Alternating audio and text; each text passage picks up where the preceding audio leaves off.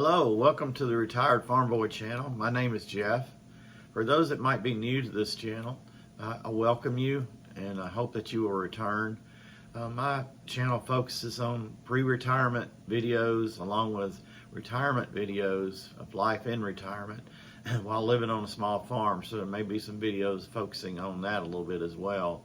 I've been retired for a little over 2 years, and going into retirement, you really don't know how much different life might be when you do retire. I'm not saying it's totally different, but in a way it really is. And today's video is things that I view differently since I've retired. So I hope you'll enjoy this video as we go down through the points. My first point is understanding the value of being responsible for my physical health.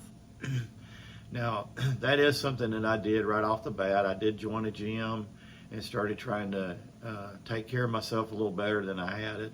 I always said while I was working, I didn't have time to work out and keep myself in shape.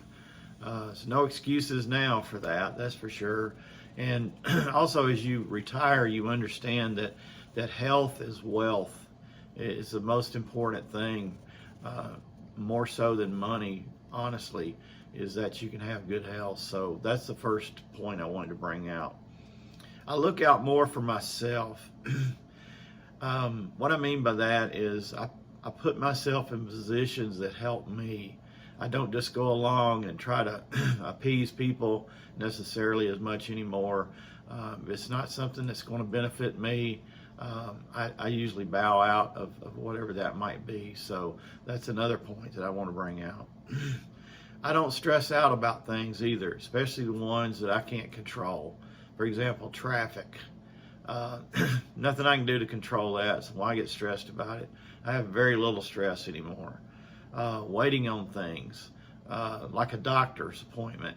I know when you go to the doctor, I've always thought it was very ironic that if you're going to the doctor, you usually aren't well in some way, and that's the place where I find that you can sometimes wait longer than anywhere, and it's always been one of those pet peeves of mine. But I think things have gotten better in that regard in the medical industry at the same time as well. So, but that's an example of one where I don't have any control over that. And now, you get voicemails for almost all calls that you try to call a place of business, doctor's office even, and seems like 9 times out of 10 you're going to have to leave a voicemail so they can return your call. So that's another one where I can't control that. It is what it is. Things have changed, and you move on. The next bullet is don't overcommit to others. Now, this is one I struggle with. I find it hard to say no if somebody needs my time.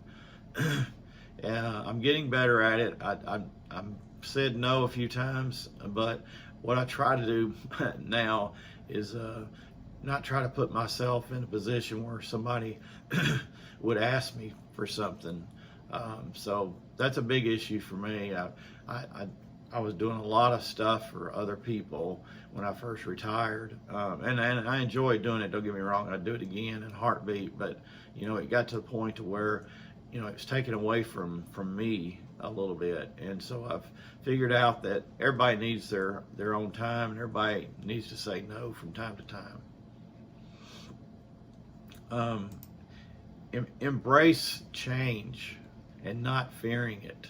Now, this is one that I am part of that IT industry that always wants to automate everything. So I understand some of these things that are on what I want to bring up, like creating an account online for everything now. You got to have one for your doctor's portal. If you try to look into research anything, a lot of times it's an advertisement basically for them to get your name, so you have to create accounts, and you're giving away your email address a lot, and that's just part of change, I guess. The culture and everything has definitely changed. You know, you get texts and emails now from your doctor about upcoming appointments. I think that's a positive, but you know, you do have to be attentive to those kind of things to somewhat get the communication that you're expecting. And AI, I think AI is going to affect our lives in the future. I think it's better that we embrace it and just go along with it than to try to fight it. It's definitely coming. We can't stop it. I don't procrastinate on my personal goals. So I still set goals for myself. I'm a goal-oriented type individual, and I can't get that completely out of my blood, but I don't beat myself up now if I don't hit those goals. Particularly when I was working, you know, I would really beat myself up to try to, if I couldn't complete all the tasks that I'd planned for that day. So that's something that now, if I miss them, I miss them. They're still going to be there tomorrow, right? It's basically the way I look at it now. Don't take too much stock in news or social media.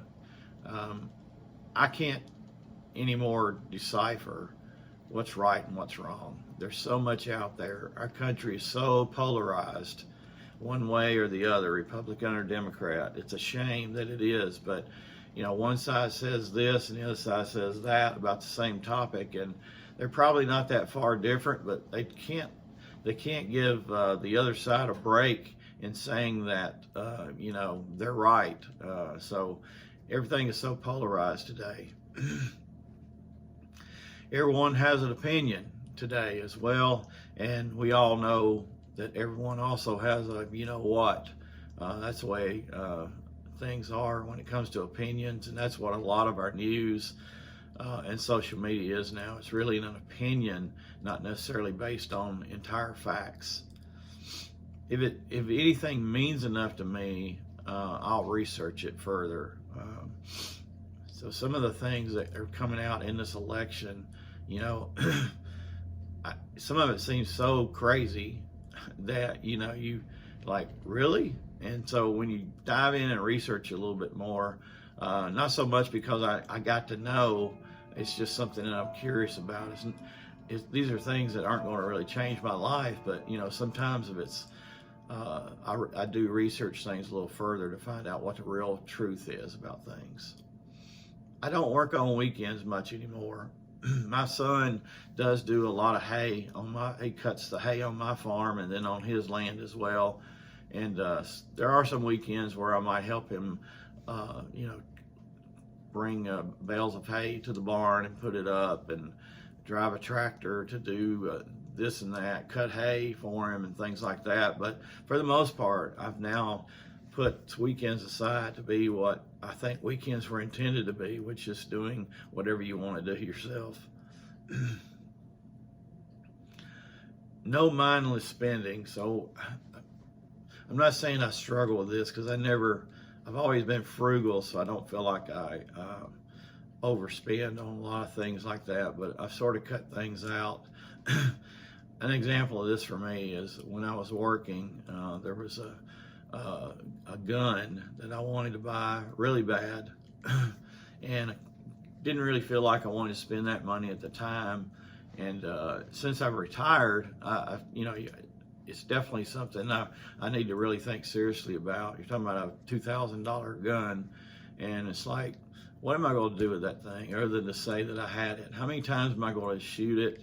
I've got a bunch of guns that I don't shoot today. So those are the kind of things on the mindless spending for me that I no longer participate in. And I don't try to keep busy all the time. I don't try to take on really complex tasks.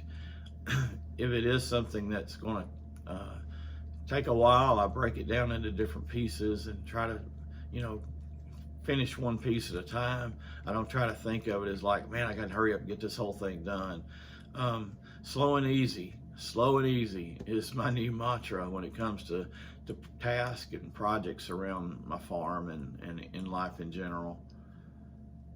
I don't have high expectations of people any longer.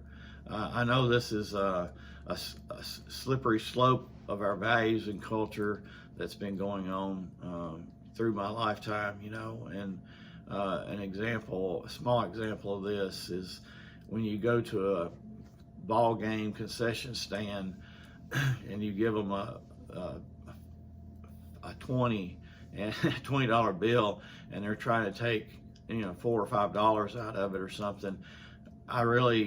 It almost is sad, but it makes me laugh a little bit when sometimes the people can't figure out exactly how much change to give back. It's amazing how things have changed, but I no longer take a look at that and hold that against people really, or think, wow, I can't believe it's like that.